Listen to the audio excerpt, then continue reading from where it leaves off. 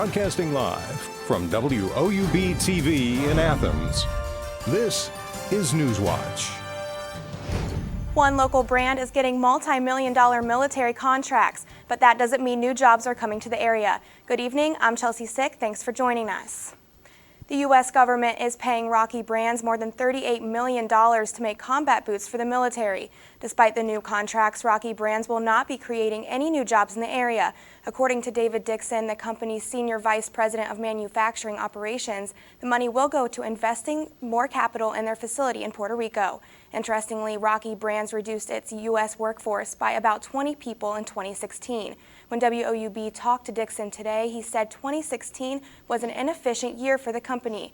However, it was the same year in which heads of the company met with Donald Trump Jr., whose father continues to stress the importance of creating and keeping jobs in America. Yeah, we've taken a very strong stance as to where we want to be in the military sales, and we've invested quite a bit of capital into our facility here in Puerto Rico in order to These two contracts are in addition to the 5-year deal signed last year worth around $120 million. Ohio University officials are alerting students of a probable case of bacterial meningitis. A female student living in James Hall was admitted to the hospital yesterday. While the disease is not contracted through the common flu, it can pass from one person to another through contact with or prolonged contact with the infected person. Common symptoms include severe headache, stiff neck, fever, disorientation, lethargy, nausea, and vomiting. Visit your local physician if you have any symptoms.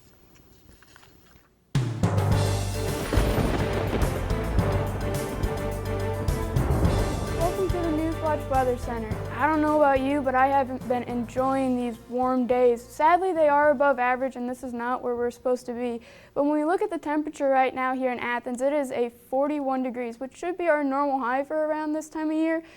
But it's our current temperature with winds out of the southwest at 3 miles an hour.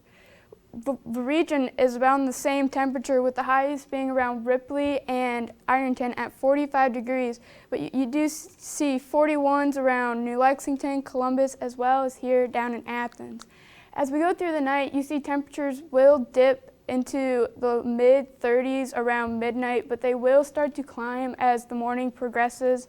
So if you plan on going out tonight, you will need a lightweight jacket, but there will be no rain in the forecast, so you don't have to worry about the umbrella.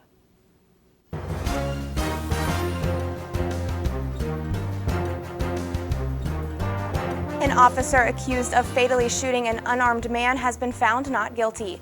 Deputy Sheriff Joel Jenkins fired 9 times through Robert Ruker's vehicle. He hit him 7 times out of the 9. Jenkins says he thought Ruker was grabbing a weapon. He was found not guilty of murder and reckless homicide charges. Jenkins has also pleaded not guilty to charges following the fatal shootings of a neighbor in 2015.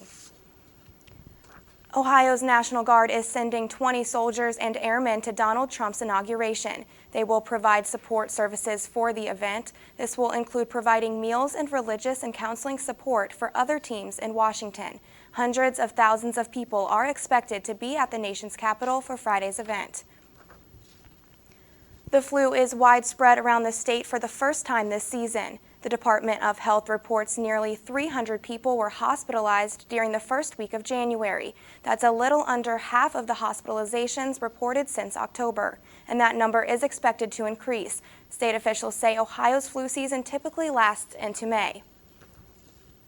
Reforms to Ohio's charter schools appear to be working, nearly a year after a law was passed to provide more oversight. The law requires evaluations of the school's performances, which came amid fraud and waste accusations. An education policy think tank reported there have been a crackdown by the school sponsors. 21 charter schools closed in 2016 and only 7 opened.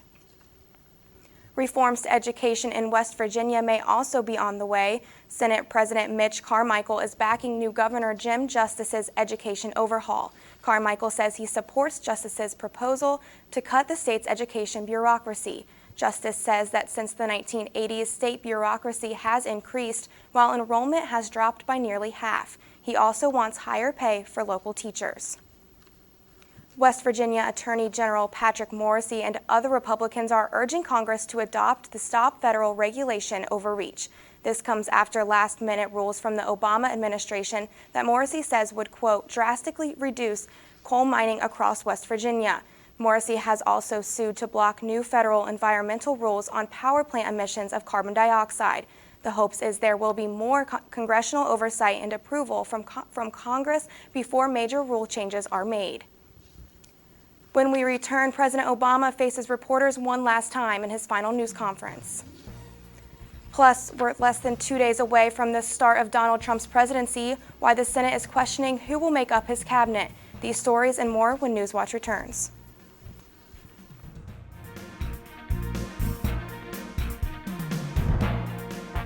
These students really have a huge sense of pride in our campus, in our school, and in our education. People don't come to Ohio just to go to college. They come here to become a Bobcat. It's a really unique atmosphere. Bobcat pride is having that natural camaraderie. Bobcats are just happy to be Bobcats. My favorite time of year at Ohio has to be homecoming. When the alumni come back, you can see that the love of this university doesn't fade. Once you're a Bobcat, you're always a Bobcat. The student body here at Ohio University absolutely is a family. The students support one another. You become this unit, this big, friendly family unit. There's this connectedness. You feel a part of something.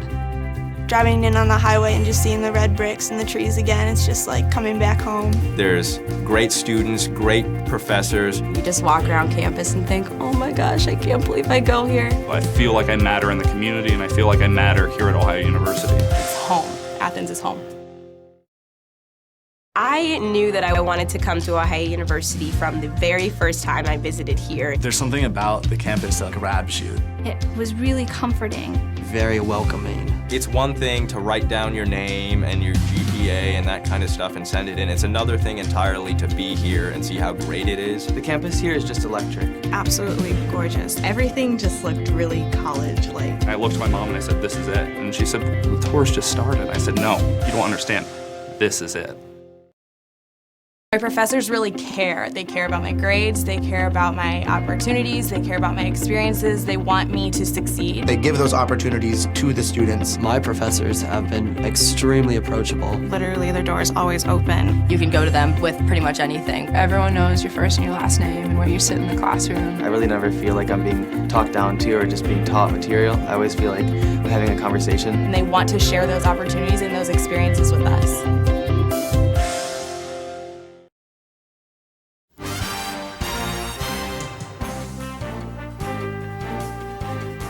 Just 2 days before Donald Trump becomes the nation's 45th president, the Senate continues to question the men and women he wants to make up his cabinet.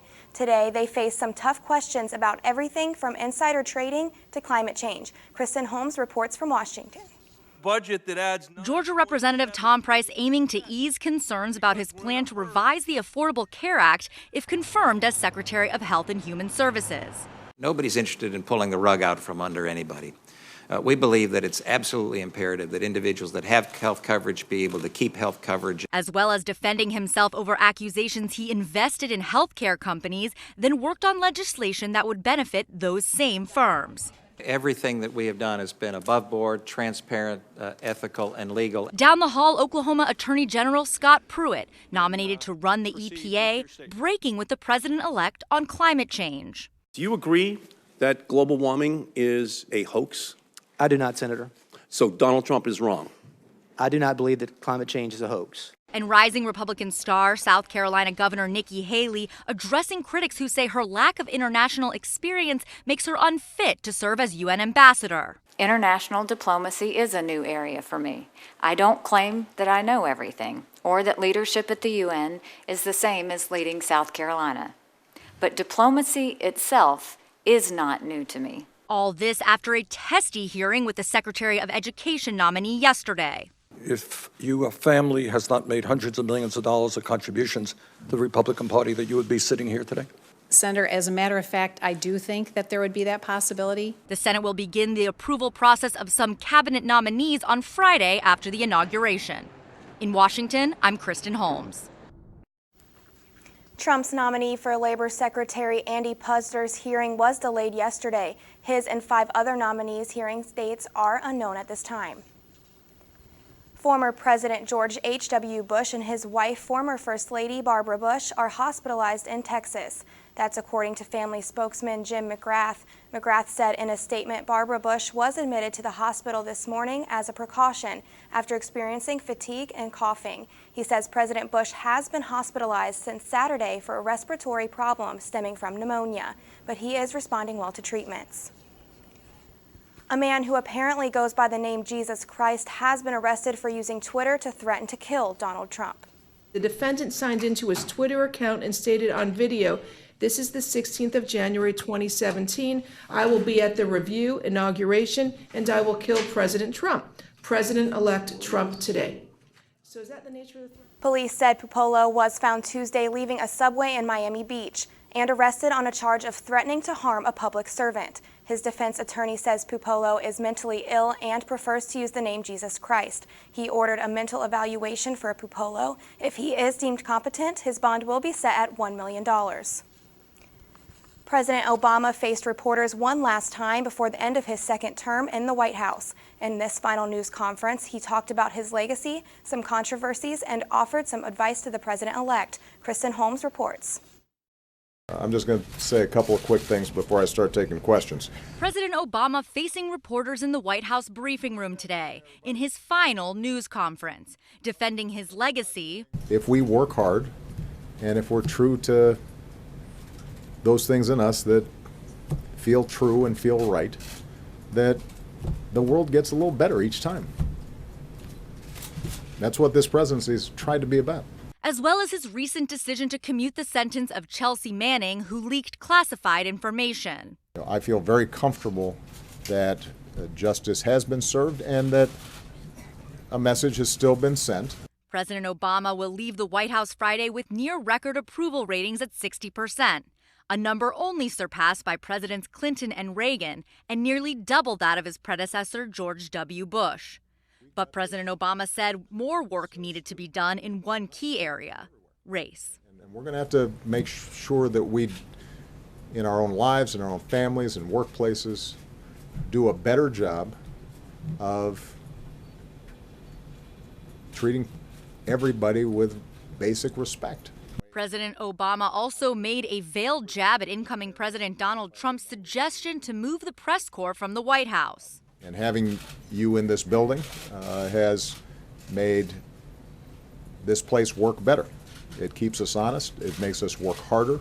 And offered his successor some advice. This is a job of such magnitude that you can't do it by yourself. You are enormously reliant on a team. If you find yourself isolated because the process breaks down. When President Obama officially passes the torch to Donald Trump, the first family will travel to Palm Springs, California. In Washington, I'm Kristen Holmes. And just like the presidents before him, President Obama left dealing with the White House press corps to his press secretary, Josh Ernst. Ernst presided over the final briefing this afternoon. President-elect Donald Trump's pick for Secretary of State left ExxonMobil 2 weeks ago, and his replacement is already making big moves. Exxon CEO Darren Woods recently announced his company would buy a slew of U.S. shale oil resources to the tune of $5.6 billion. It's the company's biggest deal since 2010. Under Rex Tillerson's leadership, most of Exxon's money went to foreign oil projects. On Wall Street today, stocks are mixed with the inauguration looming ahead. Here's a look at stocks of local interest.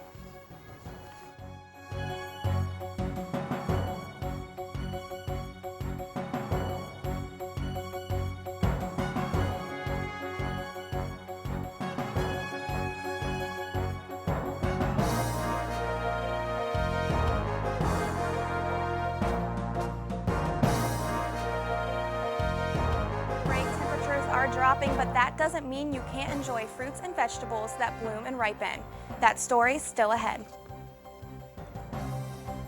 Will the rain ever end, and do we have any sight of winter in the near future? That plus more next on Newswatch.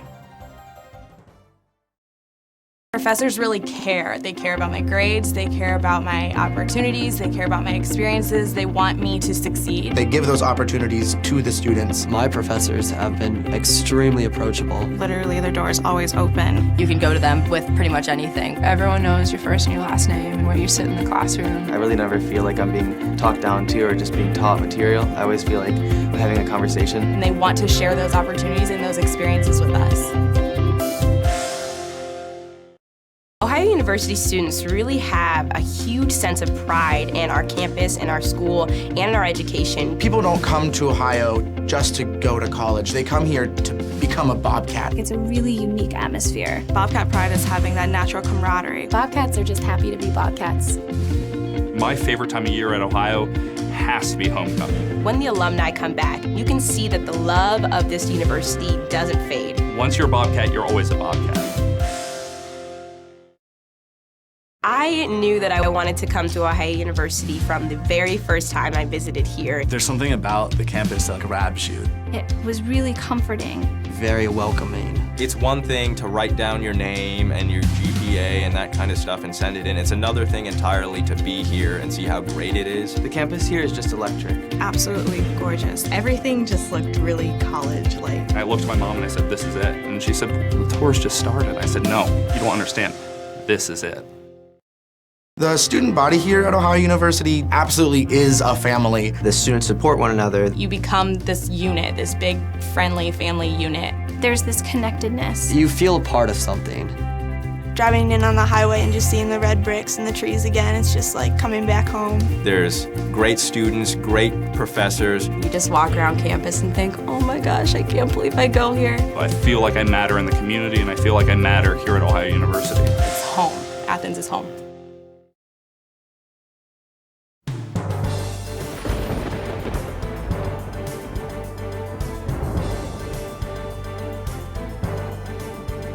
In the 1880s. The World's Meteorological Organization also announced this morning 2016 set a new global heat record for the third year in a row. Not only was this the third consecutive year to rank hotter than all the previous years, NOAA said it also means 16 of the 17 hottest years on record have occurred since 2000. To put this in perspective, the last time we had a record cold year was 1911. All right, Jenny, now over to you with your weather. Welcome back to the Newswatch Weather Center. I'm Jenny Garecki. Yeah, we have seen some unseasonably high temperatures, and we've seen that for the past couple days, but I'm not complaining because I love the warm.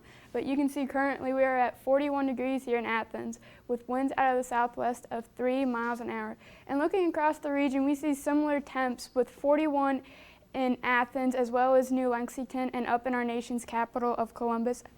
And then over, as we go to the east, we see New Martinsville is at 43 degrees. As we go through the night, we see temperatures will dip down into the mid-30s under partly cloudy skies, but it won't be raining, which is a surprise because we've had rain for the majority of the past couple days. Tonight, we will officially hit a low of 34 degrees under mostly cloudy skies, and we are still well above average for this time of year. Looking around the region, the lows will be about in the mid-50s as well, with the warmest being up in New Martinsville at 37 degrees under mostly cloudy skies. Looking ahead at our precipcast, we see that there's a low down in the Mississippi Valley building, and that low is what will bring us rain for the late part of the week. And you can see how the low progresses up towards the Ohio Valley going into tomorrow. Tomorrow morning at the bus stop, the low still won't be here yet, so you'll still see clear skies, 36 as your bus stop temperature with light winds, so it'll be calm. And we will see the same thing as we go throughout the day with temperatures reaching around 50 degrees as we reach 4 p.m. So your commutes will be perfectly fine, no rain, nothing to slow them down. And we will officially hit a high of 52 degrees tomorrow under mostly sunny skies, calm conditions. I think it's ideal weather for this time of year. And around the region, we will see the exact same thing, except we will see the warmest being down here in Ironton. So if you like warmer weather, you might want to go down south in southern Ohio. As we look ahead, we see that low will eventually reach us tomorrow. I'm guessing around 8 to 9 o'clock, so your commutes will be perfectly fine if you want to enjoy the warm weather. Friday, the rain is mostly in the morning, but as we go into the weekend, Saturday looks like your most promising day to be outside, but the rain is still in the forecast for the majority of the week. Over to you, Chelsea. All right, thanks, Jenny. In the heart of winter, it can seem like fresh seasonal produce is hard to find. And while it's true that fruits like apples or peaches aren't at their best, there are plenty of fruits and vegetables that bloom and ripen during winter months. Kim Hutcherson has that in today's Health Minute. Even in the depths of winter, there are fruits and vegetables that are fresh and in season. Eating seasonally is not only cheaper, it's better for you, since seasonal produce is fresher, more flavorful, and packed with nutrients. Here are some fruits and vegetables that peak during the cooler months. Root vegetables like turnips, carrots, parsnips, and sweet potatoes. They're great roasted or added to soups and stews. Dark leafy greens, kale, spinach, or collard greens are packed with antioxidants. They also have lots of calcium and are good sources of iron and folate. Winter squash. These versatile gourds can be steamed, stewed, pureed, or added to casseroles, and they're packed with vitamin A and potassium. Citrus is technically available all year long, and that long growing season means it's fresh in winter months as well as summer. Citrus can provide an extra boost of vitamin C, along with vitamin A and fiber. There's also fennel, pomegranates, Brussels sprouts, cabbage, and more. Plenty of seasonal winter produce that's great for your bank account and your health. For today's Health Minute, I'm Kim Hutcherson. Vitamin C is in almost all of these foods mentioned, which is beneficial during the winter with the lack of sun from staying indoors. And now over to Megan with sports. Good evening, I'm Megan Stamper. Tonight in sports, we'll look at how the Ohio University men's basketball team did last night at Akron. And we'll also take a look at how the OU women's basketball team matches up tonight against Toledo next on Newswatch. And make sure to stay tuned to WOUB. Here's a look at what's coming up tonight on your public television station.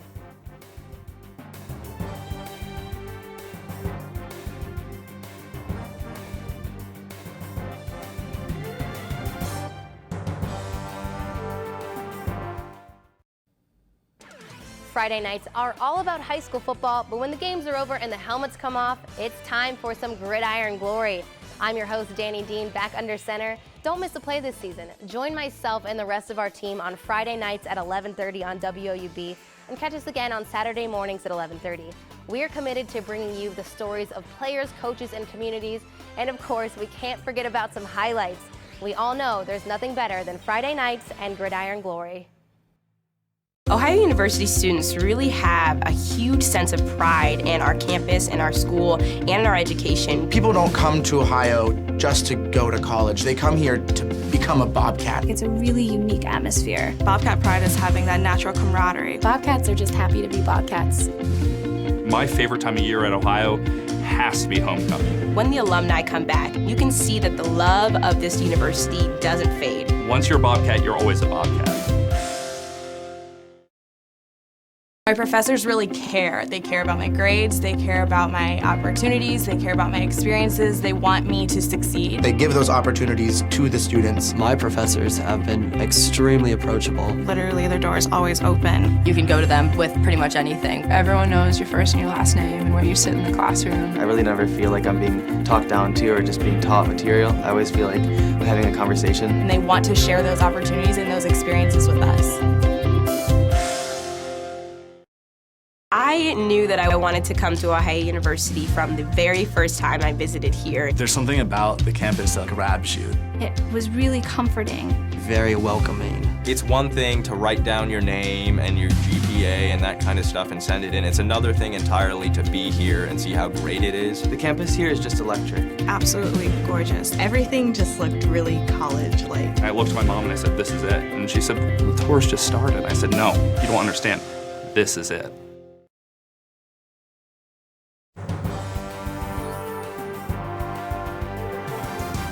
Welcome back, I'm Megan Stamper. Ohio University men's basketball had their toughest and most important challenge of their season yesterday. They traveled up north to take on MAC East Division rival Akron. This game had first place implications on the line, but the Bobcats went in with a huge disadvantage. They had to play without reigning MAC Player of the Year Antonio Campbell, who was out with a foot injury.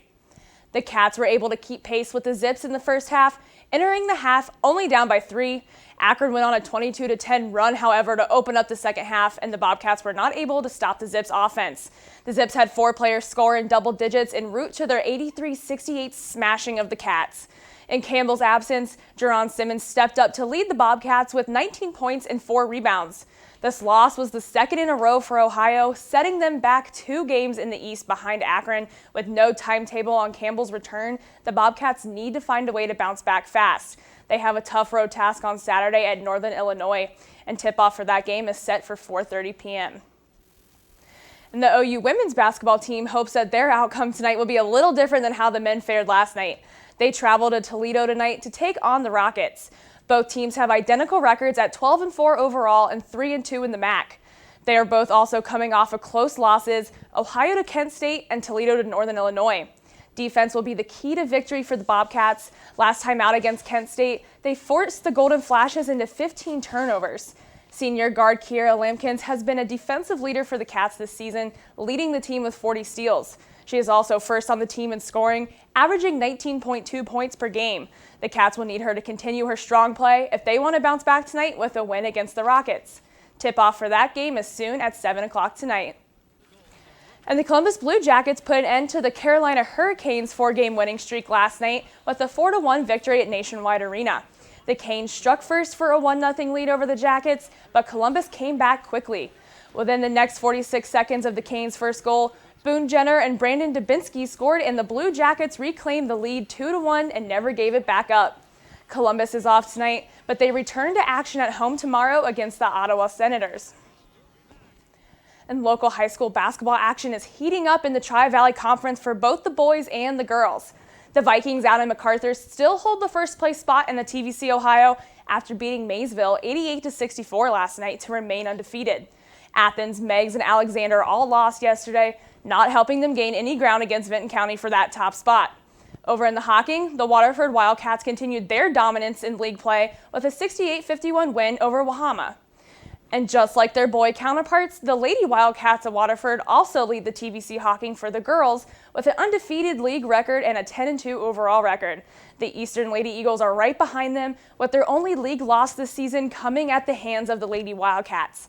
As the last month of the season kicks in, it's going to be an exciting dash to the finish and the tournament for all these teams around the area. And I'm Megan Stamper, and that's it for sports. Back to you, Chelsea. Oldest gorilla on record has died.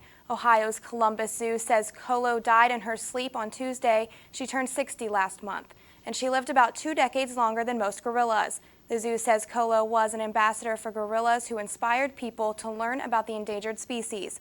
Colo leaves behind an extended family, including 3 children, 16 grandchildren, 12 great-grandchildren, and 3 great-great-grandchildren.